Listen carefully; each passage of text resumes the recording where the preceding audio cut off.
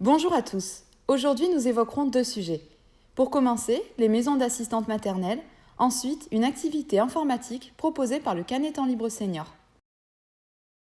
Les maisons d'assistantes maternelles de la ville du Canet accueillent les tout-petits en tenant compte des règles sanitaires. Bonjour, Guillaume Nathalie, responsable du relais assistante maternelle. La commune du Canet a permis à 4 assistantes maternelles d'ouvrir leur maison d'assistante maternelle sur la commune. La maison de Nounou fut l'une des premières MAM à ouvrir en 2009, accueillant 6 enfants sur le secteur du Canet Centre. Puis, en 2017, Mamanou, deuxième maison d'assistante maternelle, a vu le jour sur le secteur de l'Aubarène, permettant d'accueillir 8 enfants. Ces deux petites structures correspondent aux besoins des familles qui recherchent un mode d'accueil à la fois individuel au sein d'un petit collectif. Les deux maisons d'assistants maternels accueillent des petits canetans dans des locaux municipaux, participent aux animations et aux sorties organisées par le relais assistante maternelle. Bonjour, je m'appelle Delphine Gentilhomme, je suis assistante maternelle sur la ville du Canet depuis 10 ans. Je travaille en MAM avec Sophie depuis maintenant 3 ans, où nous accueillons 8 enfants. Nous essayons de faire les activités manuelles 2 par 2 afin de respecter les gestes barrières. Tu fais des poids ? Bonjour, je suis Bettina, assistante maternelle à la maison de Nounou. Je travaille avec Nathalie depuis 11 ans. Nous accueillons 6 petits canetans. La maison de Nounou est restée ouverte pendant le confinement. Nous appliquons les gestes barrières tout en gardant de la distance.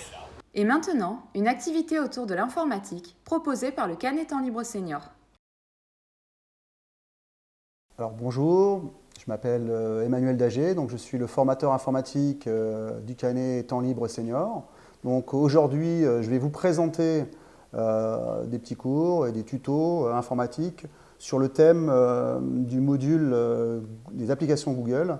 Donc on aura le plan itinéraire et Google Earth. Donc tout va se passer sur l'ordinateur. Je vais vous montrer un petit peu comment on va procéder. Donc la première chose que l'on va faire, c'est qu'on va lancer le navigateur Google Chrome. Donc il se trouve sur le bas, hein, vous l'avez ici. Hein. Voilà. Ensuite, une fois que je suis sur ma page d'accueil Google, tout en haut à droite, je vais trouver les applications, une des applications qui est l'application Maps. Donc ici, vous avez Maps, tout en haut avec le petit icône, donc je vais cliquer dessus. Là apparaît un plan. Alors, imaginons je veuille le plan de Paris. Je vais aller voir par exemple la Tour Eiffel. Hein. Je vais tout en haut à gauche saisir le texte. Hein, vous l'avez juste ici, là. Hein, voilà. Et je vais marquer Paris, Tour Eiffel. Dans la liste, j'ai une liste qui apparaît, je clique dessus. Et là, je vais directement avoir mon plan qui apparaît. Bon, je suis avec mon plan, et là, je peux, avec la molette, de la souris, attention, vous avez la petite molette qui est sur votre souris, vous allez pousser vers le haut pour zoomer, ou vers le bas pour dézoomer. Ensuite, si je veux me déplacer sur le plan, je maintiens, et je peux me déplacer. J'ai accès à mes données. Donc là, j'ai un plan de Paris. Alors, on va avoir une option aussi qui permet, si vous voulez, de se promener directement dans la rue avec Street View. Tout en bas à droite, vous l'avez ici, le petit bonhomme orange, je ne sais pas si vous voyez, voilà, ici. Tout en bas à droite, j'ai un petit bonhomme orange.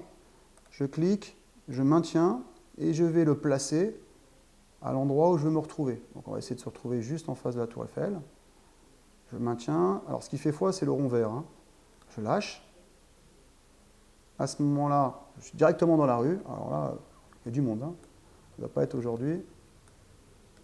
Je maintiens pour faire une rotation. Et là, je suis au pied de la Tour Eiffel. Donc là, c'est ce qu'on appelle Street View. Je vais pouvoir avoir accès à n'importe quelle rue dans le monde entier. Voilà. Et je me promène là, ici. Maintenant, si je veux sortir du mode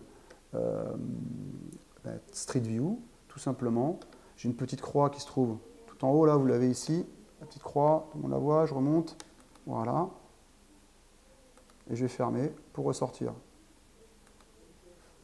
Ah, quelquefois ça arrive, je ne vais pas fermer tout de suite. On attend, il faut être patient. Les aléas de l'informatique. Alors on va directement fermer complètement. Voilà.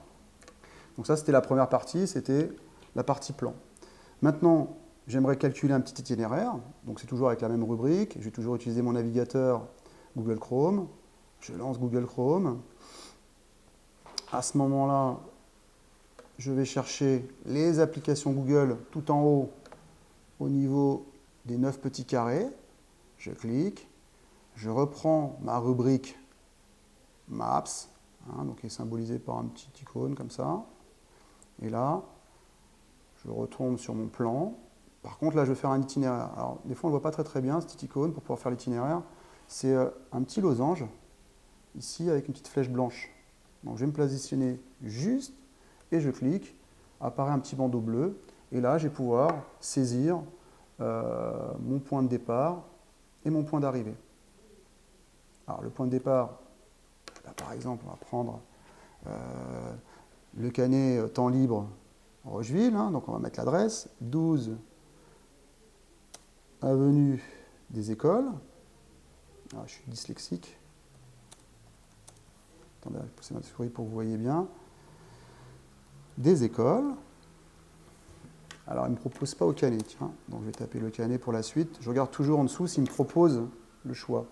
Je clique dessus. Et là, je me retrouve à saisir maintenant la destination. Donc, toujours pareil, on va aller à Paris. Alors, on va choisir toujours pareil, au pied de la Tour Eiffel. Tour Eiffel. Alors, j'ai enlevé ma souris pour que vous voyez bien ici où je suis en train de saisir. Voilà. Là, il me propose Tour Eiffel, je clique. Et là, j'ai mon itinéraire. Donc là, même principe avec la loupe, pardon, avec la molette, excusez-moi, je vais pouvoir zoomer. L'endroit de point de départ, point d'arrivée. Donc là, c'est un calcul pour la voiture. Alors, quelques petites options supplémentaires. Bon, c'est juste pour s'amuser un peu. Donc là, vous avez, regardez, on peut prendre les transports. Alors, transport, c'est train, RER, pardon. Ça, c'est si on arrive à Paris. On aura plutôt le TER. Et là, on m'annonce que ça va mettre 6 heures et quelques. Maintenant, pour les plus courageux, on peut y aller à pied. Alors, on va mettre à pied. Alors, ça va, pas trop de temps, juste 170 heures.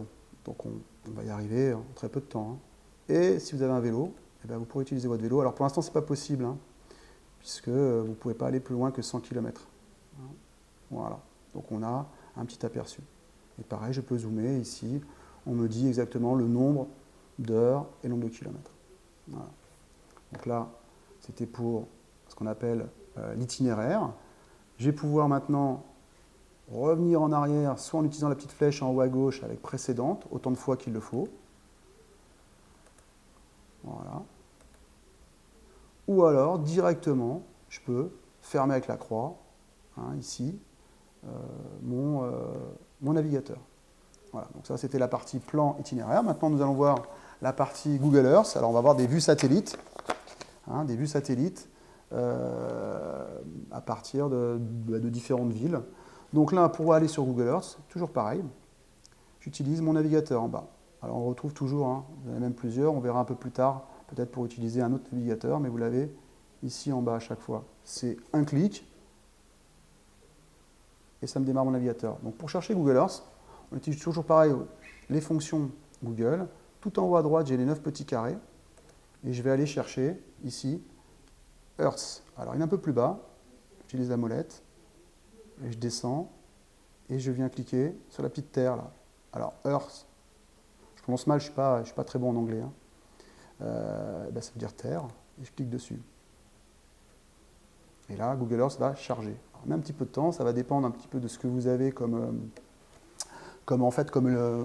ligne. Si vous avez de la fibre, ça ira beaucoup plus vite avec la fibre, alors que si vous avez de la DSL classique, ça met un peu de temps à charger. C'est mon cas.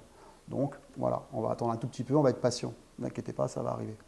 Alors voilà. Donc là, directement, il m'a identifié ici, avenue des Écoles. Donc j'ai carrément mon plan, ma vue de dessus. Pareil, je maintiens, gauche ou droite. Paf, paf, voilà. Ensuite, ici, j'ai 3D. C'est-à-dire que je peux mettre en 3D et j'ai même les bâtiments. Donc je vais pouvoir voir les bâtiments. Voilà. Avec les bâtiments. Alors, je me déplace. Voilà. Je peux zoomer. Je maintiens pour me déplacer. Voilà. Alors je peux changer d'endroit ici. Par exemple, je vais aller voir la Tour Eiffel. Je vais utiliser la petite loupe en haut à gauche. Ah, j'aime bien la Tour Eiffel. Hein. Alors, on va marquer Paris. Là, il me propose, je vais marquer Tour Eiffel. Et j'ai une liste qui sort, donc je peux choisir directement ce qu'on me propose. Donc là, c'est le même principe un petit peu que le plan. Et je suis parti là, pour aller à Paris, au pied de la Tour Eiffel. On a carrément le monument. Hein. Donc là, ici, je peux zoomer. Voilà. J'ai maintenir pour me déplacer. Alors cette Tour Eiffel, j'aimerais la garder. Donc on va voir, alors là par contre, on va voir comment on peut faire ce qu'on appelle une capture d'écran. Une photo d'écran hein, au niveau de mon ordinateur. Alors là par contre, il va falloir regarder parce que ça se passe sur le clavier. Je vais vous soulever un petit peu l'ordinateur pour que vous voyez bien la touche Windows et la touche impression écran, imp écran. Alors quelquefois, en anglais, ça s'appelle print screen. Donc à vous de vérifier avec votre ordinateur. Donc maintenant, pour pouvoir faire une photo de mon écran, vraiment la capture, je vais maintenir mon doigt sur la touche Windows. Et avec mon deuxième doigt, il me faut deux doigts. J'appuie sur imp écran. Il y a eu un flash. Vous avez vu le flash? Il y a un flash. Donc ça veut dire que la photo a été prise. Allez, dans le doute, je vais en refaire une deuxième. J'appuie, je maintiens. Tac, et flash. Vu? Super. Maintenant, une fois que j'ai fait ma capture d'écran, où est-ce que je vais retrouver cette capture? Donc là, je vais fermer complètement. Je suis sorti de mon navigateur. Et là, ce n'est plus mon navigateur Google Chrome. Je vais directement dans mon dossier jaune en bas qui s'appelle l'explorateur de fichiers. Je vais cliquer dessus et je vais rechercher ma capture. Ma capture, elle se trouve sur le côté gauche. Vous avez la liste des dossiers. Donc ici, vous cherchez Images. Vous appuyez une fois. Une fois qu'on est dessus, vous allez cliquer sur le dossier capture d'écran 2 fois et ça l'ouvre. Alors j'avais déjà fait quelques captures. La dernière qui a été faite, eh bien c'est la 4, c'était avec la Tour Eiffel. Je clique 2 fois dessus et voici, et voilà, ma photo. Ça arrive, hein. Voilà, donc là j'ai fait une capture complète. Alors la capture, j'ai tout le contour qui apparaît. Moi ce que je veux, c'est juste garder ma belle Tour Eiffel. Donc je vais ce qu'on appelle recadrer. Donc on va voir pour recadrer avec mon module photo. Donc à ce moment-là, ici, j'ai un petit icône qui s'appelle recadrer. Alors plus précisément rogner. Je clique. Ça va venir. Et là, vous allez avoir des petites boules qui vont apparaître en haut à gauche, dans chaque, enfin pas en haut à gauche, dans chaque angle, vous allez avoir des petites boules. Là, je me positionne dessus avec la double flèche. Et là, je vais recadrer. Hop, je recadre.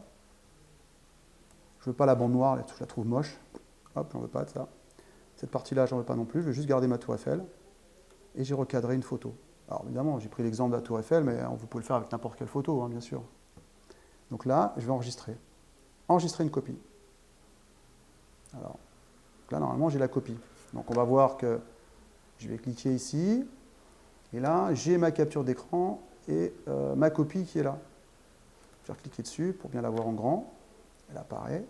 Et je vais maintenant renommer. Pour finir, pour la nommer, pour pouvoir la retrouver directement. Donc je me positionne sur ma photo. Bouton droit. Renommer. Et là, directement au clavier. Attention, directement. Hein. Il n'y a pas à toucher. Je vais taper le nom de mon fichier. Alors là, c'est Tour Eiffel. Pour ne pas la confondre avec l'autre, j'ai marqué, allez, recadrer. Voilà. J'ai renommé ma photo qui a été recadrée. J'ai pris une photo de ma capture, enfin j'ai pris une photo de Google Earth de ma Tour Eiffel. Et là, je vais fermer. Voilà. Voilà pour aujourd'hui au niveau des modules. On a vu la partie plan, itinéraire et Google Earth. un petit module des applications Google. Voilà. Et on continue l'aventure. Les artisans, les commerçants et les entreprises du Canet-Rocheville sont à votre service. Pour les soutenir, ayez le réflexe proximité. N'oubliez pas de vous protéger et de protéger les autres en portant le masque, obligatoire dans l'ensemble des commerces, administrations et transports en commun et en respectant les gestes barrières. Merci de nous avoir suivis, prenez soin de vous et de vos proches et à demain.